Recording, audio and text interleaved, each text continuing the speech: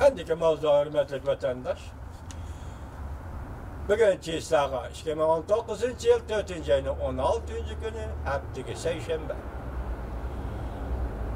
Mavzumunda Amerika parlamentinin sabık başlığı Paul Ryan Tayvan Amerikada partiya guruhlardan alqıgan qo'llashga deb ko'rsatdi. Mavzuli xabar 4. ayının 16. günü Amerika ovozining Xitoy til programmasi e'lon qilindi. Xabar mundaq boshlandi. Tayvan munosabatlari qonun e'lon qilinganligining 40 yilligini xotirlash uchun Amerika parlamentining sobiq parlament boshlig'i Paul Ryan Tayvanda xotirlash faoliyatiga qatnashdi. Tayvanning prezidenti Tsai Ing-wen sobiq prezident Ma Ying-jeou qatorliqlar bilan birlikda 40 yillik musofani va hamkorlik munosabatlar taraqqiyotini eslab o'tishdi. Yani Amerika Tayvan hamkorlik munosabatlarini eslab o'tishdi. Ve kelgusiga umid bilan nazar tashladi. 4. ayning 15. günü sobiq parlament boshlig'i Paul Ryan yetakchiligidagi tabriklash umidi bilan prezident Tsai Ing-wenni o'z ichiga olgan Tayvan amaldorlari birlikda Amerikaning Tayvandagi ish boshqarish o'rnida Tayvan munosabatlar qonuni e'lon qilinganligidan 40 yilligini tabriklash murosimi qilib o'tkazdi. Parlament boshlig'i, sobiq parlament boshlig'i Paul Ryan bundaq ko'rsatdi. Yaqinda Avom palatasining boshlig'i yani Amerika Qo'shma Shtatlarida 3-qo'l davlat rahbari edi.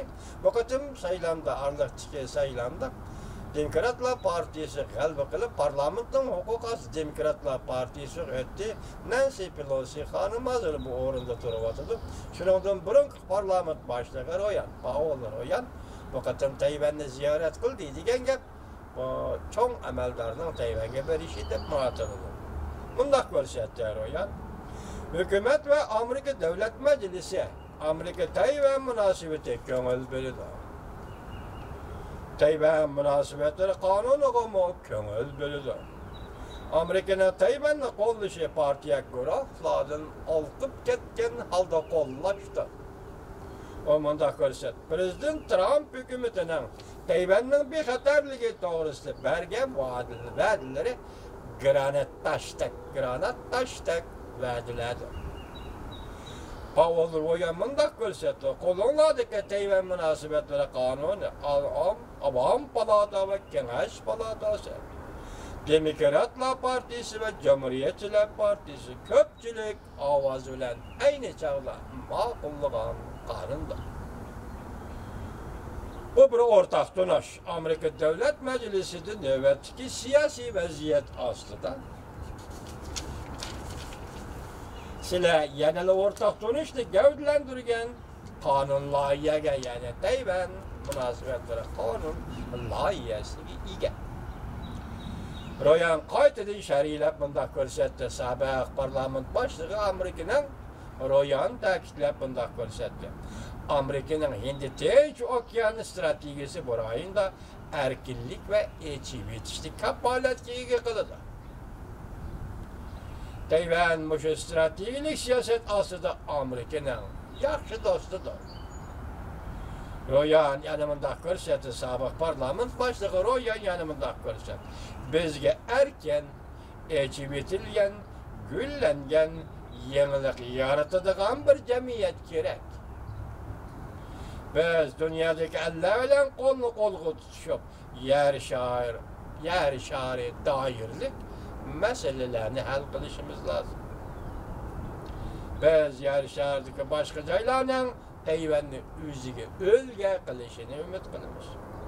Tayvanning prezidenti Tsai Ing-wen mundaq ko'rsatdi. O'tgan 40 yildan beri Tayvan bilan Amerika qo'l tutishib, nurg'un natijalarni yaratdi. Bugun ko'pchilik bir yerga jam bo'lib, o'tmishni eslayapmiz. Bizning kelgusiga ishonish asoslarimiz. O'tmishni eslayapmiz, bizning kelgusiga ishonish asoslarimiz. Bu yilda Tayvan munosabatlari qonun e'lon qilinganligining 40 yili Tayvanda Amerika Qo'shma Shtatlar ish boshqarish o'rni qurilganligining 40 yıllığı. Tabii şehirde 2018 yıl 6. ayda yeni bina kuruldu, iş baş kuruş ornağa. Bu bina bu yıl 5. ayda iş geçiyor. Ötkende bir sözlüğünün 5. ayının 6. günü dedik mi? Eğer şu günde iş geçiyor. Eğer 5. ayının 6. günü bulup kalıdığım olsa bu iş geçiyor. 5. ayının 6. günü men bence onu Kanada'da sotkalandı ya ki Amerika'ya ele gülüp sotkalandı. Bu şu vakit bir vakitte doğruluktu. Demizde eğer şimdi olsa. Bu kadar tebrikleş faaliyeti Amerika taraf sabık parlament başlığı Paul Ryan yetekçiliği de 25 nefer. Yani 25 kişilik Amerika vekilleri ümumi teşkillendi. Hükümet azalarının içinde Avam Palata azaları var. Hem de hükümet emeldarları var, hem de Tayvan iş baş kuruş ordunun başlığı Mojen atarlıklar var. Bu Mojen İngilizce ismi vardı, tapamadım. Ya da şu Xitayca ifadeleşilen eğitim. Mojen Amerika Koçmuş Ştatlarının Tayvan'daki işhanesi. Ya iş baş kuruş ordunun başlığı. Tayvan Kanun Çıkarış Komitesi mındak hesaplanıyor. Sabık parlament başlığı Royan'la Tayvan'a tebrikleş, murasımına yetip gelişi, Tayvan'ın demokratik terakkiyatını mukumlaştırıştır. Tayvan tarafından Prezident Tsai Ing-wen, Diplomatiya Ministeri Hu Jiao'dan başka sabık Prezident Ma Ying-jeou,